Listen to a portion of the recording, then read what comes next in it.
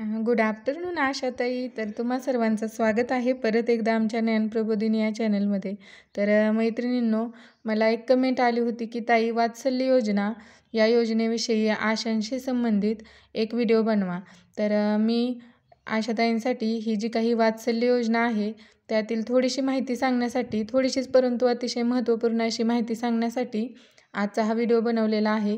तर बघा, वात्सल्य योजनेअंतर्गत मानधन म्हणजे यामध्ये आपल्याला नेमकं काम काय करायचं आहे, तर सर्व पात्र जोडपी, गरोदर माता, 3 वर्षापर्यंतची बालके यांना तपासणीसाठी आरोग्य सेवा सत्र येथे बोलवणे.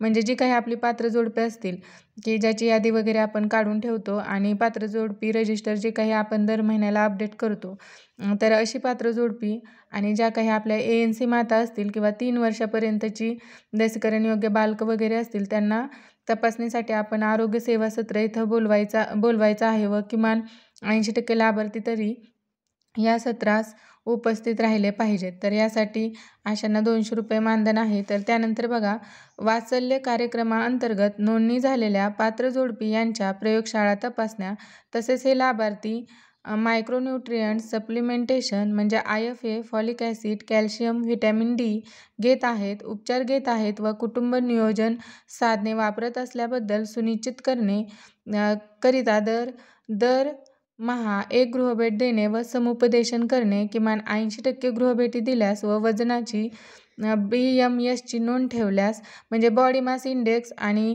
त्यांचं वजन याचं देखील नोंद आपण घ्यायची आहे. तसेच जे काही आपली पात्र जोडपे असतील त्यांना आपण कुठली गर्भनिरोधक साधने वगैरे देत आहोत किंवा ते त्यांचा व्यवस्थित वापर वगैरे करतात की नाही यासाठी देखील आपण त्यांना गृहभेटी द्यायच्या आहेत. व ज्यांना IFA, फॉलिक ॲसिड आणि कॅल्शियम किंवा व्हिटॅमिन Dच्या टॅब्लेट्स वगैरे आपण पुरवत आहोत, त्याचं देखील व्यवस्थित असं अपडेट आपण या वात्सल्य योजनेअंतर्गत रजिस्टर अद्ययावत ठेवायचं आहे. आणि प्रत्येक भेटीदरम्यान म्हणजे जे बालके वगैरे असतील त्यांना त्यांचं वजन आणि BMS म्हणजे बॉडी मास इंडेक्स, BMSची देखील नोंद ठेवायची आहे. BMS म्हणजे इथं याचा अर्थ वेगळा आहे, परंतु त्यांचं वजन वगैरे देखील याची नोंद आपण या ठिकाणी ठेवायची आहे.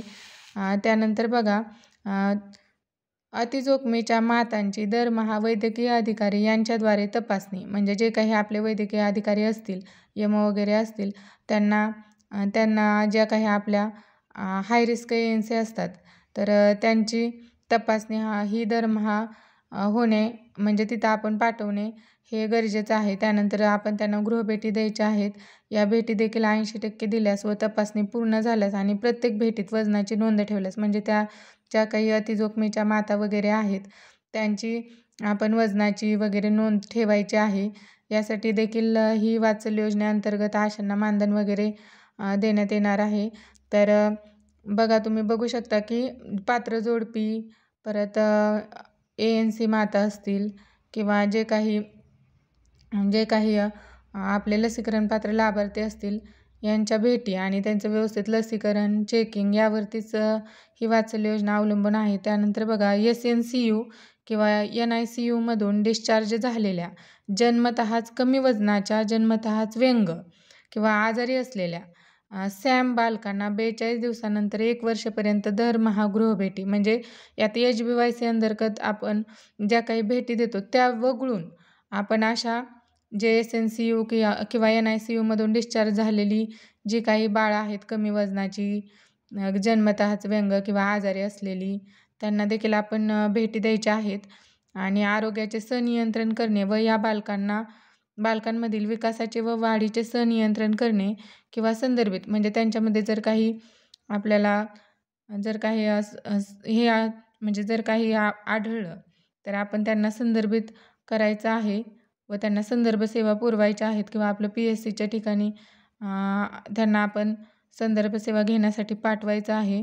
उपचार पूर्ण करणे व सॅम बालकांना NRCमध्ये दाखल करणे, अपेक्षित भेटीच्या किमान 80% भेटी दिल्यास किंवा अंगणवाडी सेविकेंसोबत जर बालकांचं ग्रोथ मॉनिटरिंग आणि समुपदेशन केल्यास देखील आशांना या वात्सल्य योजनेअंतर्गत हे मानधन मिळणार आहे किंवा हा वात्सल्य योजनेचाच एक भाग आहे. तर वात्सल्य कार्यक्रमाअंतर्गत अहवाल नोंदी ठेवणे तसेच सॉफ्टवेअरमध्ये डाटा एंट्री देखील या वात्सल्य योजनेअंतर्गत करायचे आहे.